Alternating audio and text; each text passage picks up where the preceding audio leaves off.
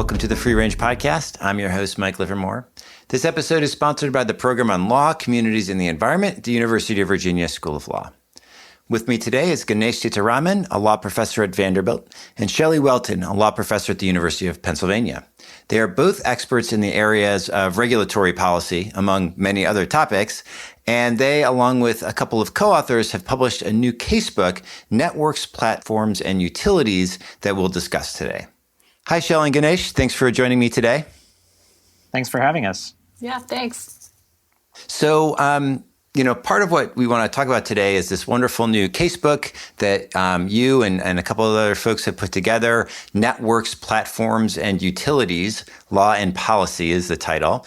And I'll admit it's not, for me, a typical podcast topic, a casebook, but this is really an unusually important and interesting example of the casebook genre. So I think we can have a really interesting, and I expect a really interesting conversation to discuss. But maybe just to situate us and maybe especially for the non-lawyers in the audience, we can explain a little bit about what a casebook is and how they kind of broadly fit into the law school curriculum. So, if you're just explaining to someone on the street, what is a casebook? What would your answer be to that? Shelley, why don't you start us off? Sure. Casebooks are the academic bedrock of law school classes. And I will say our casebook is a little different than maybe your average casebook. So maybe I'll just say a little bit about your average casebook and then say a little bit about how our approach might differ. But so a casebook, you'd get a casebook for your corporations class and a different one for your criminal law class. And they're a collection of all of what some group of authors views as the seminal cases that you need to read to understand a field of law. And so they're typically heavily edited cases with maybe a little bit of explanatory text connecting them. But really the way that traditionally law has been taught is through a method that relies on these edited cases as source materials that you draw the major lessons from that a professor wants their students to take away from the class. So heavy on reading actual judicial opinions with a little bit of linking text. Now, I will say our casebook does have a lot of that kind of primary source material in the form of cases, but it's more historical than your average casebook and does a lot more linking history and case law together for some reasons that maybe we can get into. Great, yeah, good. And maybe just to kind of situate the project. So there's kind of standard casebooks on contracts and torts and criminal law and the like, and there's not a standard set of casebooks on networks, platforms, and utilities, right? So what are those things, and like how does that fit into how does that make sense as a topic for a casebook? Well, the thing I would start with is just that networks, platforms, and utilities as a field is something that was actually really important in both legal scholarship and education for a very, very long time. Really the 19th and most of the 20th century, this was one of the most important classes in law school. It went by different names at different times. So if you had taken this course in the late 19th or early 20th century, it might have been called the Law of Common Carriers or the Law of Public Service Corporations. In the early part of the 20th century, it would have been Public Utilities Law. After World War II, the name switched to being called Regulated Industries Law. And then it ultimately kind of fell out of the legal curriculum, legal scholarship as a coherent field as well. What the field always included was studying areas that are not necessarily ones that are going to be the most competitive. And these are areas that have a lot of public purpose attached to them. They often are monopolistic or oligopolistic. They're infrastructural areas. And so the big sectors that we talk about when we talk about networks and platforms and utilities are transportation, communications, energy. money and finance, and tech. And we could talk a little bit about why those are the ones we include and don't. But as a basic overview, when we talk about networks, platforms, utilities law, that's what we're talking about. It's those sectors that are something like utility-like in our society, and that makes them different from goods that you might just buy at a convenience store or furniture or any of the other things that we think of in a market economy that are less infrastructural. Yeah, great. And I think this is, as you note, this is what makes this casebook really interesting. Is in a sense, it's kind of resuscitating, or it's making a claim about resuscitating, kind of an area of law, area of scholarship, a way of thinking about. Of thinking about legal institutions, and so I think of this casebook as different from, the kind of the run of the mill in that it's kind of more explicitly political in certain ways, not necessarily partisan political.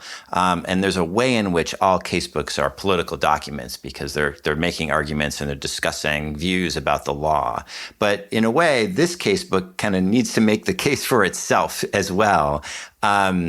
And there's not really a contemporary competitor, as you note.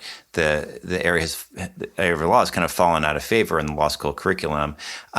So if I was going to encapsulate the political argument, the case for the casebook in some sense, it's that we shouldn't be ashamed of utilities law, like broadly the law that governs networks, platforms, and utilities. That this is an important area of law. It's a good area of law. It's one that we should study. It's one we should think about. And so yeah. I mean, is that a fair characterization of the case for the casebook? I think that starts to build the case for the casebook, and you're right that we are not ashamed of this area of law. I guess I would also maybe situate it a little bit in our political moment and in the history of what's happened, right? So as Ganesh talked about, the topic of regulated industries really fell away as a law school subject as deregulation took hold in the actual economy in the 70s through the 90s and onward. And one of the reasons that I was really interested in being a part of this book is, well, two things really. One is that I think that there was a lot of scholarly attention paid to making the case for deregulation. And then these ideas took hold in the real world and, did a lot of work and in some cases a lot of damage. And I don't think there was such interest in a scholarly project following up on deregulation. And so we now are, 40 to 30 in some fields years out from that project. And so one of the things I was really interested in doing is just asking, how has it gone, right? We've taken very different approaches to deregulating different sectors. I think we've seen widely varying results. And it felt like it was time to take stock. And which brings me to the other point, which is that it's not like these infrastructure industries went away because the case book went away or the topic went away or scholarly attention went away. And so, each of these has been sort of muddling along at various stages of regulation or deregulation in ways where it feels like it's not clear to me why we stopped paying attention to these industries as a field, because the challenges have persisted. And indeed, we've gotten a lot of new industries where the challenges are really acute, right? So the last time that this casebook was written, we had the internet, but barely. And we certainly had nothing like the sort of dominant internet platforms that we see today. And so there's both, I think, a lot of work to do talking about what has happened in the sort of traditional infrastructure industries in ways that just have been neglected in the last several decades, and thinking about what should we do with the rise of this new set of industries that's presenting a lot of the same classic problems that plagued earlier, more traditional infrastructure industries. I would just add to that. I think Shelley's got it exactly right, and I would just add it's the new industries like tech, but it's also the old industries too that got deregulated. So if you think about, pick your ripped from the headlines topic, it's flight cancellations and all the crisis issues in the airlines. It's the lack of access to broadband in rural areas. It's railroad problems, right, which we saw recently in East Palestine, Ohio, which we saw last fall with the labor issues, which we saw during the pandemic. It's maritime shipping issues, which we also saw during the early part of the pandemic as a major issue. It's bank crises that are ripped from the headlines week to week. These are all areas that were regulated through these kinds of tools that then were deregulated. They're all areas where we have real problems today. And people want to know, how should we think about solving these problems? And I think part of our theory of the book is that, one, we should be willing to learn from the lessons of the past. How did people regulate them before? What worked and what didn't? What did deregulation do? What worked about that and what didn't? And what can we do today based on more evidence and more evidence from more sectors? We shouldn't be just drawing lessons from one place or another. We should try to learn across these different sectors about the legal tools to get a better handle on what kinds of legal tools might work well to solve what kinds of problems under what kinds of conditions. And so in that sense, I think we think that this is really a set of tools also that have just fallen out of the policy imagination at a time when, whether it's tech or whether it's more traditional transportation or other infrastructural industries, we're really hungry for answers to how to solve what are quite acute problems. Yeah, I mean it's completely true that as you know, like just a lot of what we talk about these days are in the kind of popular political discourse are, very traditional in a sense, regulatory issues. I mean, talk about traditional, like problems with the railways. That's about as a traditional of a regulatory issue as one can imagine. And I do want to get into the kind of the details of the toolkit and the broader principles that you that you use to animate the book. But I just wanted to maybe just dwell for one more moment on this kind of intellectual history almost of this project and the kind of rise and fall of public utilities regulation as an academic subject. And part of it is, we've been talking about the law school curriculum and what courses get taught and taken by law students, but there's also, as you both have mentioned, scholarship as well. And that's another interesting just kind of phenomenon, is that a lot of scholarly attention kind of drifted away from this area. And I think and there's an interesting story there. And notwithstanding the fact that everyone, I think, in the last 30 years kind of recognized that this was an important area of the law in the sense of it had real world consequences. Cases get litigated, judges make decisions. The Supreme Court issues decisions that are broadly in this area from time to time. So it's an active area of law, but it's one that scholars weren't focused on. So I'm going to offer maybe the traditional case for why that might be, and I want to elicit the response. So what I would imagine a traditional kind of justification for that lack of scholarly interest would be something like, this area of law is a mess. It's vestigial. It's based on outdated ideas. It's inelegant and slapped together. It lacks core principles. It's a cover for capture and special interest extraction. At best, it's a necessary evil in places where we can't, for practical reasons, the market can't penetrate and we can't foster competition. But it's kind of always the second best, and it's not fun to think about for that reason. So anyway, if that's the traditional, ding on this area of law, what would your response be? I think that you're right, that you could track the wane in scholarly interest to a lot of the big attacks on public utility law and even just sort of government administration more generally that came out of the law and economics movement and a lot of public choice scholarship that made government not just seem like unsexy, which it kind of always was, but like really the problem itself.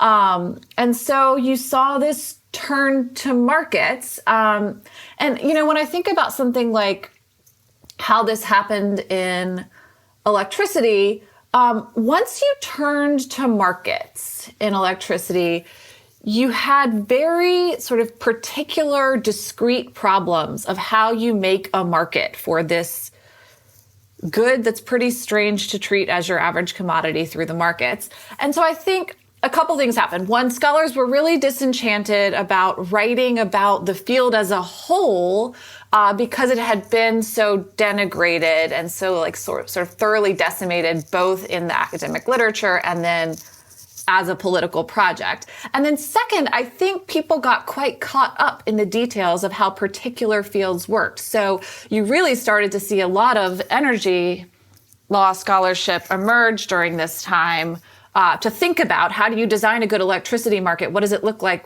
How does it function? But without connecting the dots across fields. And I wonder if there's a way when we sort of took down commissions and this idea that we have agencies playing a robust role, that we also sort of scattered scholarly interest into discrete topics without making these big picture connections. I think that's part of the story, and I'm sure Ganesh has more to add.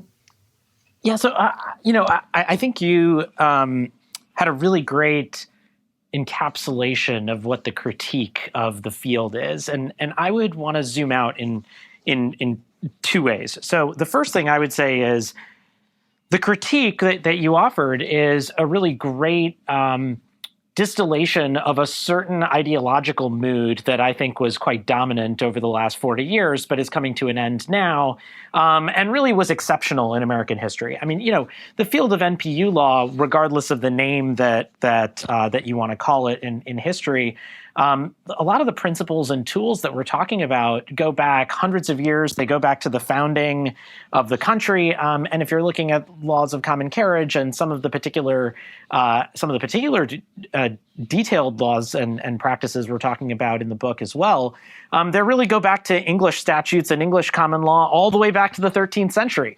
So, on one level, you could say, there was enthusiasm for NPU tools and law from the 13th century until about the 1960s and the 70s. And then there was this short period of time for the last 50 years where people were quite skeptical and had all the critiques that you offered. And so I think if you think about this in the intellectual history, there was a lot of enthusiasm for thinking about these tools as ways to solve problems in the 19th century. It's why we got to the Interstate Commerce Commission and regulation across a whole bunch of these sectors that were then improved upon, that people mobilized around, that people built movements to get passage of these new statutes, and that really crested in the progressive and New Deal eras in the first part of the 20th century. And so I think there was a very different view about all of these things then. Then we have, as you and I suspect many of your listeners know, this kind of move that a lot of people associate with the Chicago School, with law and economics, with neoliberal ideas, to move, as Shelley said, towards more of a market-based approach to things, and to disfavor both thinking about government and thinking about regulation. Now, some of this was partly because of the Cold War and the stark questions of capitalism versus communism. Some of it was a backlash to the New Deal. There's a whole set of intellectual history and historical reasons why this emerged when it did. But I think what happened was we ended up in a period where thinking about how to do things as a public was quite disfavored, and that's what leads to the approach that the critique that you offered. So I think one is we need to put that in historical context. Two is it's quite shocking, each of the elements I think of the critique that you noted, because really in some ways the critique is almost totally backwards, as we talk about in the book. As compared to being a second best or something that's really not an ideal kind of form of regulation. One thing we talk about in the book is why should we have NPU law? And some of the purposes of it include we need law to actually build these kinds of systems at scale. We want continuity of service and reliability of these systems. We want to have a country in which we have access to a lot of these infrastructural resources, and in which we want to promote commerce and industrial development.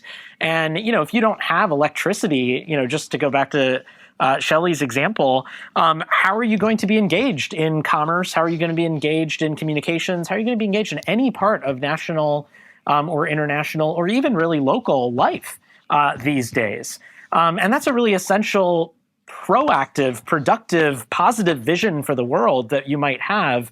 And if electricity seems too antiquated in 1930s, ask the question today about broadband. I mean, if you live in an area of the country that doesn't have broadband, or if you're just driving through a rural area and you don't have broadband, that's really frustrating. Having a positive vision for how do we get there, regulation in these areas was part of that story in history. So I think there's a real positive part. Second, what you mentioned, the kind of elegance versus inelegance, that's also a quite shocking, I think, statement when you study some of this stuff. What's really surprising, I think, one of the surprising things, I think, when we went through and we're doing each of the sectors here is how elegant the statutory systems were and how they actually were largely focused on creating structural rules that were simple, easily administrable, and didn't require a lot of super complicated compliance and details in order to figure out, as a member of industry, what to do, or a lot of very, very complicated, tailored behavioral regulations about what's allowed or not allowed. And once you have deregulation in a lot of these areas, what we end up with are building regulatory systems trying to solve the same problems, but that require hundreds of more pages of both laws and regulations in order to get at the same things, because now you're playing whack-a-mole on every possible different behavioral problem that some industry might be going into, as opposed to having a clearer, actually more elegant set of rules, even if sometimes a little over or under inclusive.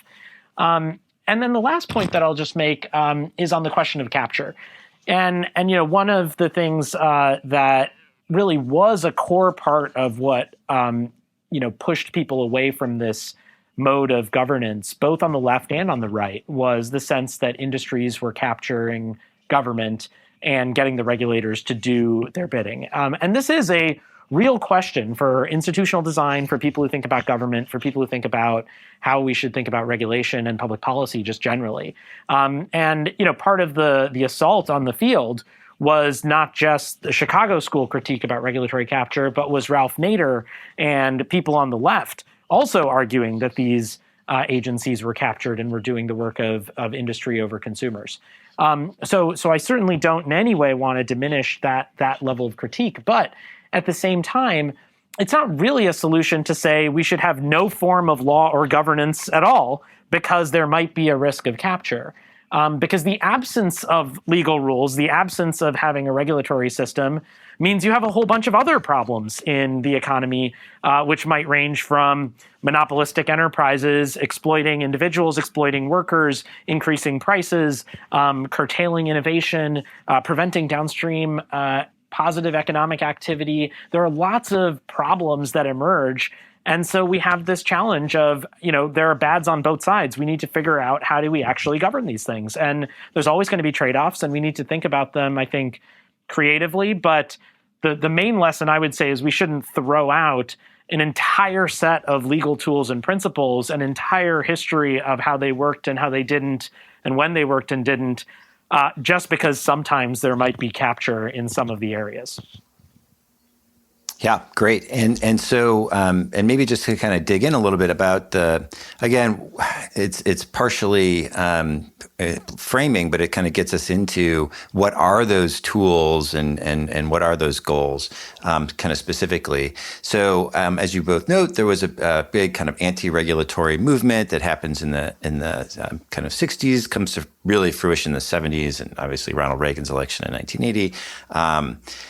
And, kind of broadly speaking, there was a couple of different buckets of regulatory approaches that were, kind of were under fire. And you note this in the casebook. So one is what's sometimes referred to as social regulation, which I think is a lot of people, again, walking around the street might think of as regulation. So environmental regulation, workplace safety, public health, that kind of stuff.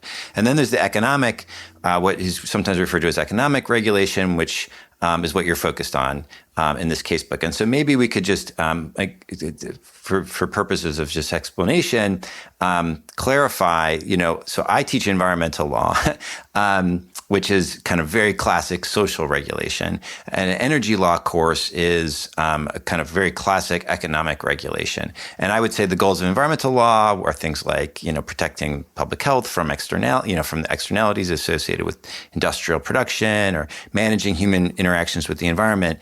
Energy law is, just to take that as an example, has a different set of concerns along the lines that you're both mentioning: continuity of service, expanding access. There's concerns about how regulated monopolies are acting vis-a-vis consumers. So how do you draw this distinction between the kind of economic regulation, which is what you're focused on in this casebook, versus the social regulation that we might think of under the Clean Air Act? Shelley, maybe you could just start us off there, since I'm giving an energy example, which is kind of naturally tease you up. Yeah, fair enough. So I will say, for starters, I don't love the categories of social regulation versus economic regulation, and we use them in the book because I think a lot of people find them useful shorthands.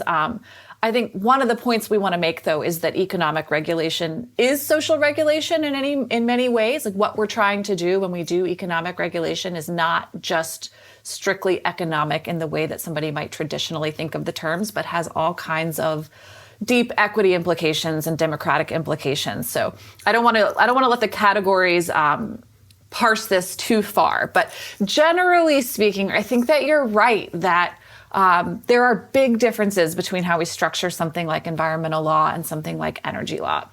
And one of the big distinctions is that typically these kinds of social regulations, like environmental laws, apply across a wide range of industries and just kind of layer on top of whatever else they have going on a set of requirements for them to meet.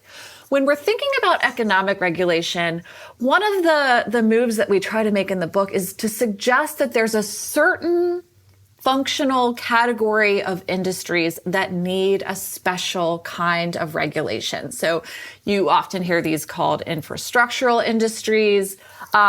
We take the approach that there's not a bright line set of industries that's in and out, but instead there's a set of characteristics that a certain group of industries have, and you can debate at the boundaries exactly which ones those are, but the ones that Ganesh started off by mentioning are kind of the classic core set. That this set of industries has special characteristics that make it quite difficult to manage without the kind of tools that we have long used to regulate them, right? So these tend to be industries.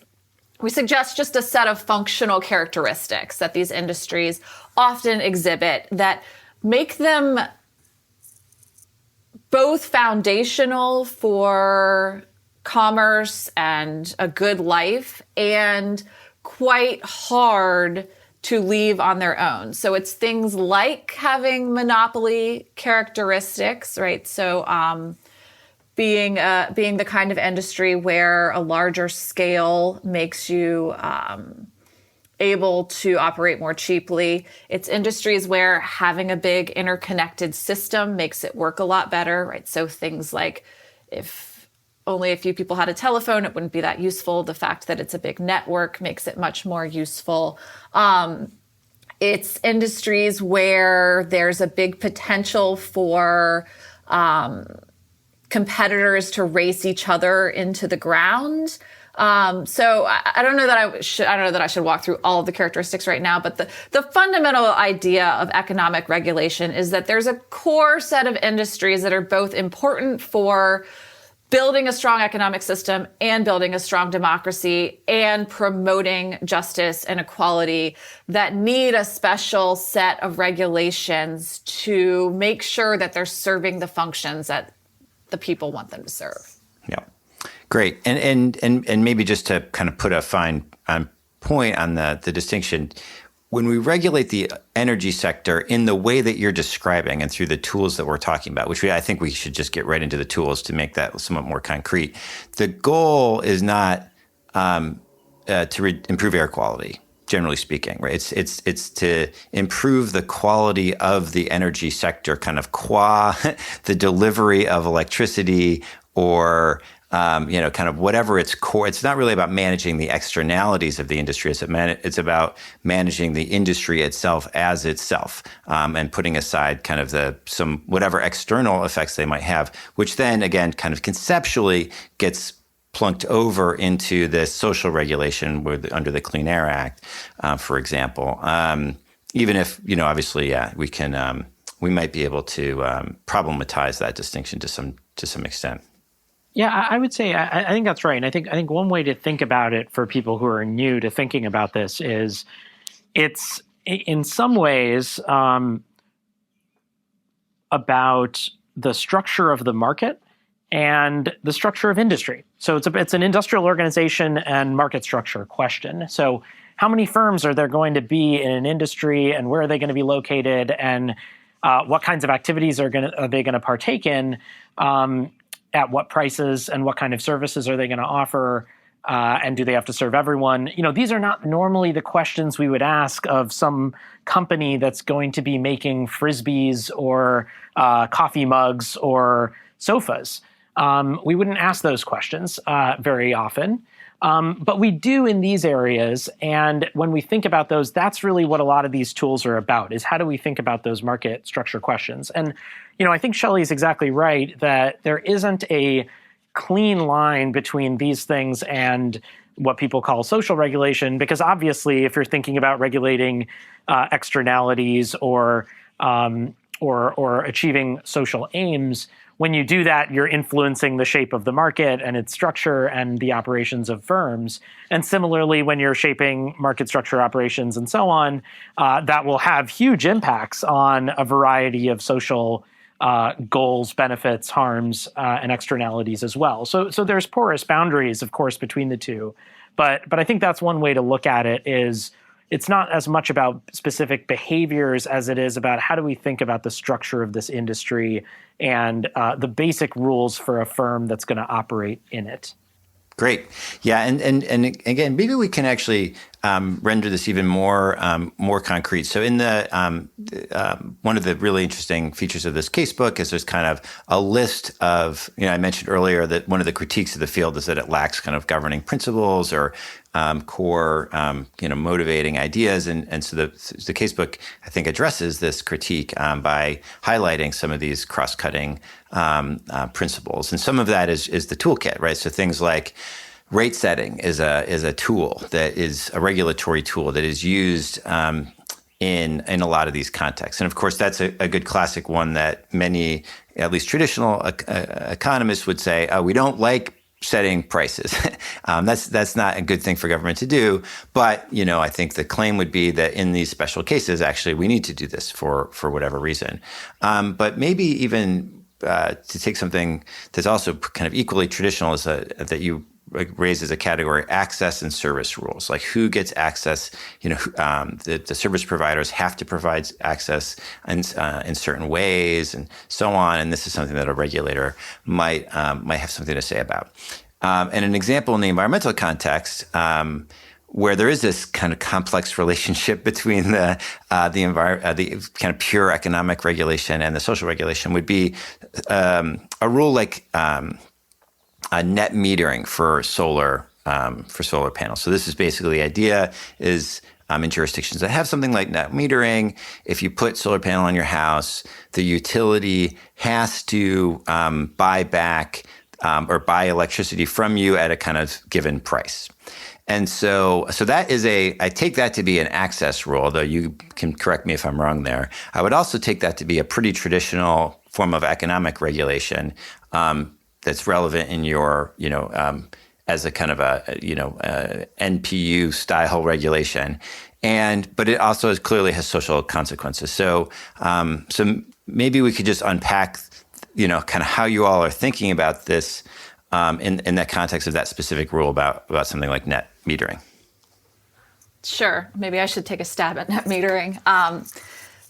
Net metering is a really hot topic these days, and it's a very, very complicated one that I think you're right gets at so many of the challenges that we're thinking about. Right. So on its surface, I think net metering sounds great, right? Like we want everyone, we think it's a good thing if people want to put solar panels on their roof. is good for the system as a whole because we want to make it cleaner. And so a lot of states have given very generous incentives to people to put these solar panels on their roof in the form of buying the electricity from these households at quite a generous rate. Now, if you step back and you think about electricity and access as a whole, and let's just go a little historical for a minute. One of the big challenges with building out an electricity system was that it doesn't cost the same amount to serve every household, right? Think about a really dense urban area where you just string a few wires and you've got a lot of people hooked up versus a very rural area where it takes a lot of transmission poles and distribution lines between houses, costs more money. Utilities traditionally have wanted very much to serve those dense areas where they can make a lot of money and not serve the rural areas. And so one of the NPU tools that has evolved to force utilities essentially to take on reasonably sized service areas are these rules about providing universal service within your service territory and providing non-discrimination in rates. So you can't charge somebody more because it costs a little bit more to hook their house up. And there's a whole other story to be told about utilities not moving into rural areas and the need for cooperatives to serve those areas. But I will set that aside for now. So you have this electricity system that has traditionally been based on this idea that everyone in a service territory pays the same price, gets the same quality of service, and that's what we require of our utility. Net metering comes along, and states start to let people hook up their systems and get these rates. And it's putting really interesting stressors on this concept of electricity as a networked good. So you see people putting on solar panels, getting paid a lot of money. That money has to come from somewhere because we have a rate base. And so the allegations raised have been that typically more affluent consumers put solar panels on their home. And because they're getting these very generous rates, it's raising the prices for others in the system that often can't afford to or don't structurally have the ability to put solar panels on their homes. And so on the one hand, I think it's wonderful that we've come up with an innovative tool that has gotten a lot of uptake of rooftop solar. On the other hand, I think there are real access and justice questions that get raised when you deviate from this idea of everyone paying the same price for the same service. And ultimately, I think the potentially very interesting question for electricity law going forward is, are we going to see people start to put storage systems with their solar panels and disconnect from the grid? And that leaves the rest of the grid for a smaller base of people that are less affluent. And you could start to see how this really might squeeze the model. So I think this is a really nice example of a tension point where you can see the benefits of NPU law really working to keep a stable system going for everyone. And the ways in which you start to disrupt that, you throw into question both the stability and the fairness of the whole system. And I think that this example on the kind of the prospect that you raised at the end there, folks disconnecting, also is really interesting. And there is a tight relationship between the area of law that we've been talking about and concerns around competition, right? So, electricity utility is often a monopoly provider in a local area. And so there are questions about, okay, how's that monopoly going to act? Are they going to take advantage of their monopoly position, offer, higher rates than would be ideal from a consumer's perspective, or worse service, or not provide service to some folks because it's just not. They don't face competitive pressure. Maybe they would if they did face competitive pressure. So maybe Ganesh, you could talk a little bit about the relationship in this area of law that you're interested with kind of antitrust or anti-competition. Like, there's a lot of overlap, but obviously there's quite a few kind of unique areas that are distinct to the different fields. Yeah, it's a great question, and in some ways, my answer will inevitably be oversimplified here, just because there's really a rich set of discussions and debates over how to think about the balance between regulation and antitrust or competition law. in each of these sectors and across them. But to simplify a little bit, I think there's a couple of ways that we can imagine the relationship. So one is that these two areas are at once substitutes and complements. So you could imagine saying, antitrust is and competition policy or law are the rules that we have for markets that are going to work well as competitive markets. We're going to have lots of players. We're going to have lots of competition. It's going to be fierce and ferocious, and it's like what you study in economics. There's no barriers to entry really, and there'll be good competition that'll work pretty well as long as we have some policing of the boundaries of certain practices, and that's where antitrust laws come into play. You could then say there's these other sectors, the NPU sectors, in which we really shouldn't expect competition to discipline the market very well. That's because there are network effects, there are economies of scale, there are natural monopoly issues, high capital costs for investment, there's barriers to entry. There's a range of other dynamics going on that will mean that the market's not going to provide the services that we want it to provide. And then on top of that, as we've talked about, there are a bunch of positive goods that as a society we want to achieve because of their positive externalities or spillovers, or just for other kind of social, political, and economic reasons. Access, for example, as we just talked about on the electricity front. And so for those reasons, we're going to use a regulatory model instead of a competition model. So that's I think one very big picture way is that these two things are really two sides of an anti-monopoly toolkit, where you might say we're really worried about big firms having and wielding too much power, both in the economy and in our society. And so on the one side of the coin, we're going to break them up. On the other side of the coin, we're going to let them stay big, but we're going to regulate them and watch them very, very closely. And so that's one way you could think about these things. I think one of the really interesting things that we found in doing the book is you really get this sharp sense of how important these industries have been to antitrust. A lot of the really foundational cases in antitrust are actually NPU cases. Standard Oil is a pipelines case. Terminal Railroad is about a railroad terminal. Philadelphia National Bank is a banking case. Trinco, the Verizon versus Trinco telecom case. Throughout the book, we've got a lot of examples of places that you'd be studying these cases in an antitrust class. But the sectors they're dealing with are NPU sectors, and a lot of the issues that are underlying you could have addressed through statutory regulation in a way that NPU law traditionally has addressed them. I think another interesting thing that we've found throughout the book is that you regularly see courts in antitrust cases reinventing NPU rules in the remedies in their cases to try to address the antitrust violations. And so there's a real way in which, for some sectors, these two areas of law are just very closely related. If you don't have regulation in them, you might be bringing an antitrust case because there's a competition problem. And the remedies you're going to get are going to look very similar to things you might have gotten if you were applying the NPU toolkit as a legislature or as a regulatory agency.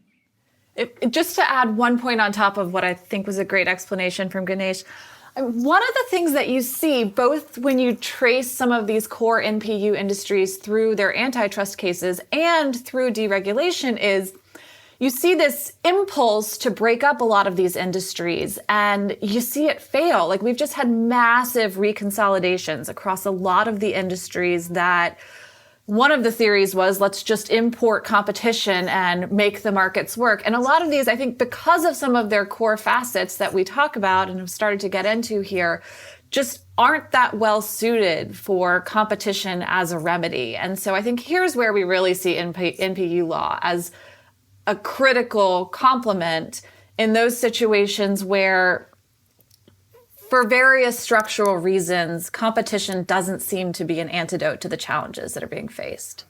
Yeah. So this is a kind of nice segue into, I think, another kind of interesting question in this area of law, which is, what should the overall goal in some very, very meta sense be of government decision makers in contexts like you're describing, right? Where either for social reasons or for physical reasons having to do with just the nature of the good that's being delivered, you're going to have a small number of actors, and they're going to, if left to their own lights, they're going to engage in practices that are not net socially beneficial, right? They're going to extract wealth for themselves, and it's not going to be ideal from a social perspective. And so, one question then is, okay, so now we're going to regulate, right? We're going to have someone who's in charge of this. They have the toolkit at their disposal, so they can set rates. They can require firms to offer their services on a non-discriminatory basis. They can require equal access. They can mandate the quality of the service, things like ensuring that the grid's not going to fall apart, right? So they can, have regulations along those lines in the electricity context. And so one question I would, again, just be curious about your take on this is, I can imagine one style of argument that would run something along the lines of, okay, this gets us back into the second best mindset. It's like, okay, we're stuck with these monopolies, and it doesn't make sense to break them up because they can't they're not as effective, they're not as good, and they'll just reconsolidate it. It's just very inefficient. And so we're going to have them, we're going to regulate them. And so what we should do as regulators is generate the outcomes that would be generated, to the extent that we can, were the competition to operate in this market, right? We want the rates that we would get if there was competition. We want the quality of service that we would get if there was competition. And we want the distribution of costs and benefits to look the same as if there was. So we want to kind of replicate what would occur in a hypothetical competitive market. So that's one way that one might approach the regulatory task. And then there's another, then there's everything else. There's all the other social values or considerations or whatever else that you might try to accomplish as a regulator. And I'm curious, both your take on it, if the book itself has a take on this question. I suspect it's a little bit agnostic, but then just generally in the field, what are some of the views about how to approach this task of being a regulator in an MPU context? Yeah, so I'll start. To be honest, I think I don't really have a necessarily strong view about this, and so maybe Shelley will have a more thought through approach. I think in the book, we don't take a specific position on exactly the economic comparison question that you said. I personally find it somewhat puzzling as an approach to think about these problems, though I'm very much open to be persuaded why I'm wrong to be puzzled by it. But the reason why I find it puzzling is, once you understand how the dynamics of an industry work in a way that shows that competition is not viable, what does it even mean to say we want to imagine a world in which there was competition in an area where we know there can't be competition? So, I just think about, examples where there's significant network effects, or to Shelley's example, where there's, lower cost to serving an urban area with electricity and high cost to serving a rural area. What we know is that competition will mean the rural area doesn't get served, and there's a lot of competition for the urban areas. I just don't know what it means to say that's the outcome then that we want to replicate through a regulated system. It just seems like a weird way of phrasing it to me. And I understand that's how people want to think about it from an economics perspective, but I've always found that a little bit puzzling. I think it's very hard to take political economy out of the system. And by that, I mean just thinking about the broader dynamics and considerations that are not just economic, but are also social, political, and otherwise in terms of our goals. And I think we should have a more holistic approach generally. So that is, to the extent we have one in the book, that is the approach. We don't say there is a single goal that regulators should be trying to achieve when doing this. We talk about a range of things that regulators will be working to, and a range of purposes that NPU law can serve, including some of the ones I talked about earlier: promoting commerce, expanding access. Some are economic, curbing monopoly and oligopoly abuses. subpar service quality, high prices, low output, discrimination between multiple different users who are similarly situated, avoiding destructive competition. These are all goals that we talk about. And so I think if you're a regulator, a key part of what's going on in any of these areas is understanding the dynamics of the industry, understanding the problems it faces, understanding what the tools are and what they're meant to do.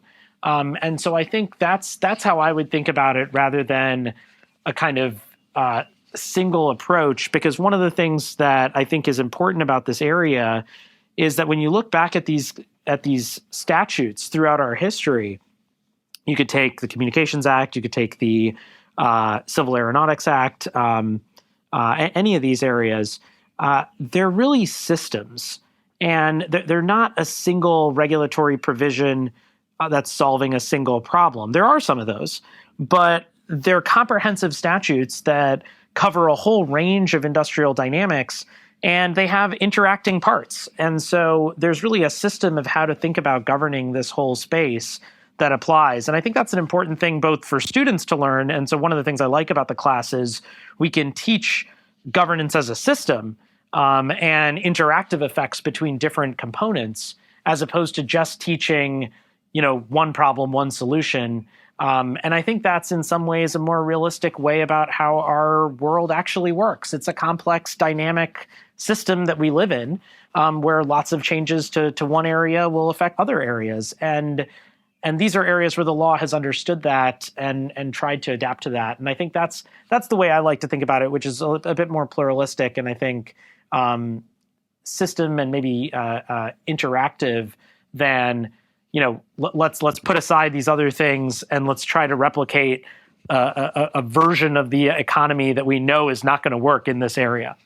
But maybe Shelley has a different view, and I'm like I said, well open to be persuaded that there's a good way we could try to replicate competition in these areas. No, I completely agree with you that I've long been baffled by this notion that we're trying to replicate competition in fields where we've just acknowledged that competition is going to be utterly unfeasible. I do think there's an interesting conversation about, and Mike, I think your question got at this really nicely about, okay, so we're in a world where we've acknowledged the competition won't work and you can't replicate something that you already acknowledged won't work. But what do we want to do with the tools we have at hand? And I think you see this tension at work, right? In big questions like how much do we want to cross-subsidize? So just to come back to the electricity space, which I know the best, there has long been a conversation about should industrial users pay lower rates because they're doing good things that we want them to do at different times of day than residential consumers who, need their power when they come home from work and when they get up in the morning and want it to be there at exactly that time.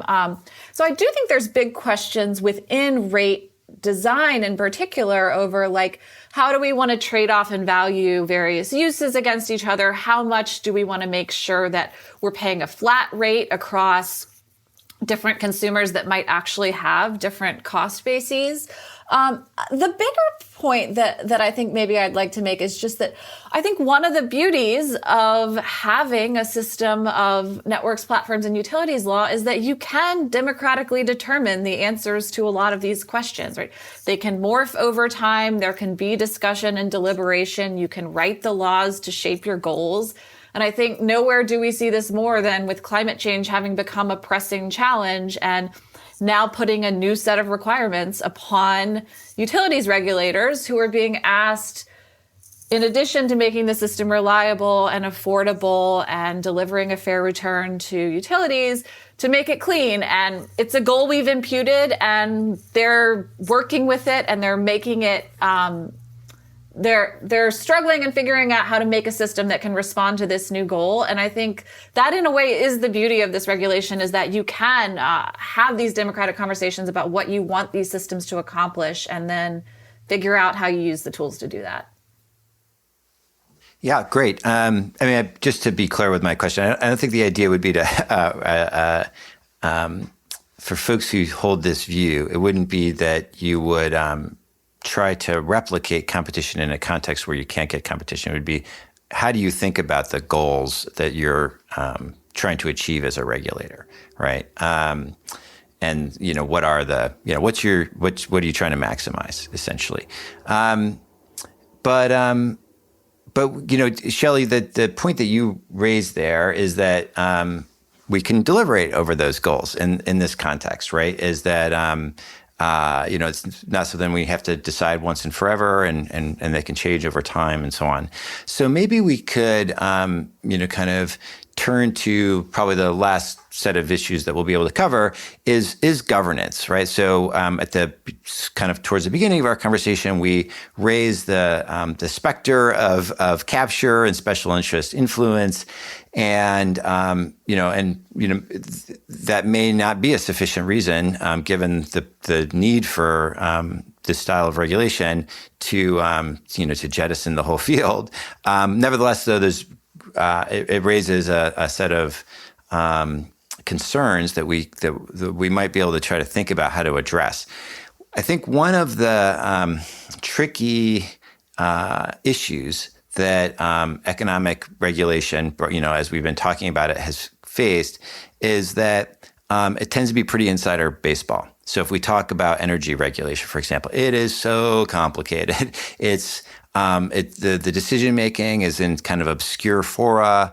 It's difficult so we can have a democratic conversation, but it's a highly technical area that that may impede the ability of regular folks to participate. So I'm curious how you guys think about that. How do we get the kind of robust conversation and deliberation over the ends of regulation, the goals that we have in these sector, the goals that we have that we might want to achieve in the sectors and through regulatory policy, given some of the inherent difficulties due to the technical nature of the fields, that they're narrow, ambit, and the like. Well, let me start and just say, first, I think we want to think a little bit about when we say they're technical, how technical and why are they so technical? And so it's true. I think energy regulation is a technical and complicated field. For anybody who's thinking about deliberating in the public sphere, securities regulation, done by the SEC is also a complicated and technical field. And yet, that seems something that is workable, and people work on that who are experts in that area, and there's discussions about it. So on one level, the law has lots of technicalities, and there's lots of people who are involved in these things at different levels. And so I don't think that's special here. Even to your point about teaching environmental law, once you get into the details of what standards are we talking about for pollution control, it gets very acronym heavy and technical there too.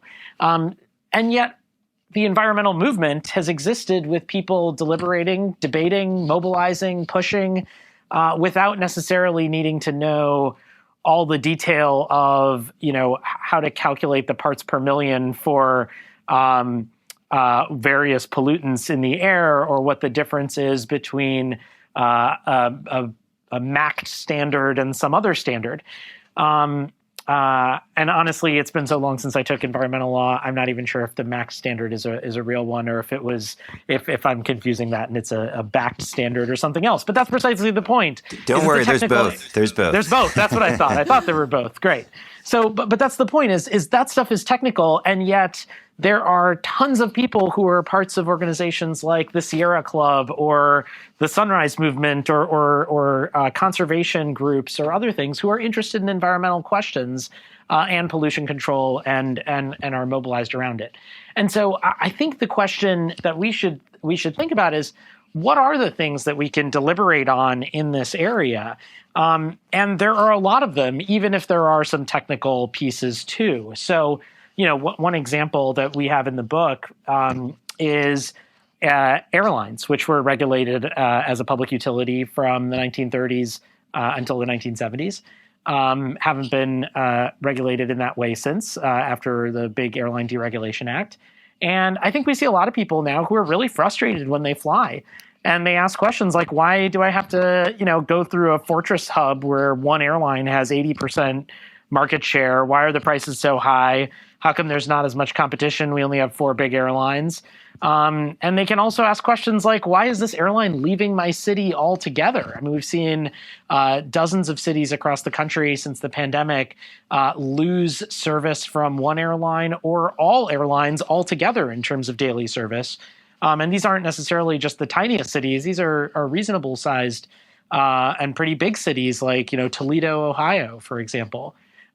So, those are things where I think you could easily imagine people being angry and mobilized to say, hey, we need to do something different here, and we need to regulate these entities, and we need to push for those rules. Now, obviously, once we get into the details of the rules, it's probably going to be like an environmental law, something where you're going to need lawyers and economists and others who are working on the technical parts. But I do think because these areas touch so many pieces of the foundations of our lives, a lot of them really are things where we can mobilize and where people can deliberate. I'll say one last part about this, which is even if there isn't kind of consumer or user-based mobilization, a lot of these areas are ones where the entities that are quite affected in a serious way are businesses. And sometimes small businesses, farmers.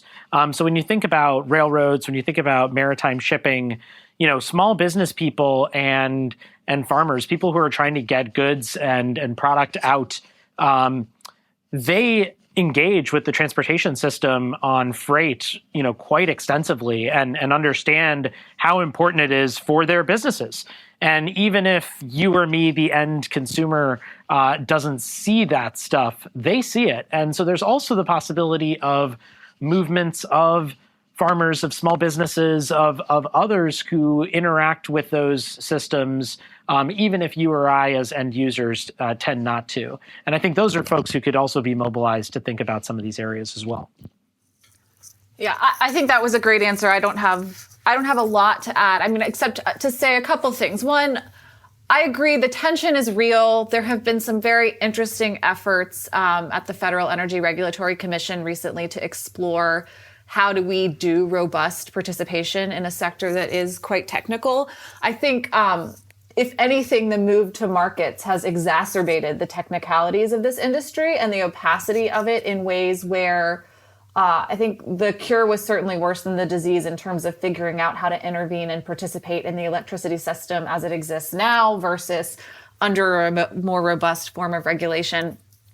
The other thing I'll say is the most powerful public participation that I've ever seen in the energy system was a series of conversations that the New York Public Service Commission held with low-income ratepayers across New York State. They just went and had listening sessions, and they asked people that were having real struggles paying their electricity bills to come in and tell their stories. And they did for hour after hour after hour. And I think it was incredibly powerful and moving to many of the commissioners that were there listening to these stories, and ultimately pushed New York towards adopting more of an income-sensitive method of pricing electricity. And so, it's not easy, but I agree with Ganesh. These are places where these systems have really dramatic impacts on people's everyday lives and their ability to thrive. And so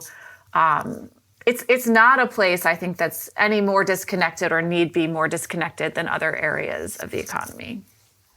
Great. All right. Well, it's all super fascinating stuff. I appreciate we're kind of at the end of the hour here, so I appreciate you guys taking the time to chat with me today. It's a super interesting intervention. The sexiest case book that's come out in a while, and so it's generated a lot of buzz, a lot of conversation. And so, congratulations on a great project. And again, thanks for the really interesting conversation. Thanks so much. And if you're okay with it, we may actually, want to put on the blurb for the back of the book, the sexiest case book that's come out in a while. I don't think any of us have heard that one before, but that's a great endorsement. Yeah. So we appreciate it. You're welcome to it. Thanks so much for having us. And listeners, if you enjoyed this episode, let us know. You can give us a like, a rating, subscribe to the podcast, and follow us on social media. It'd be great to hear from you. Till next time.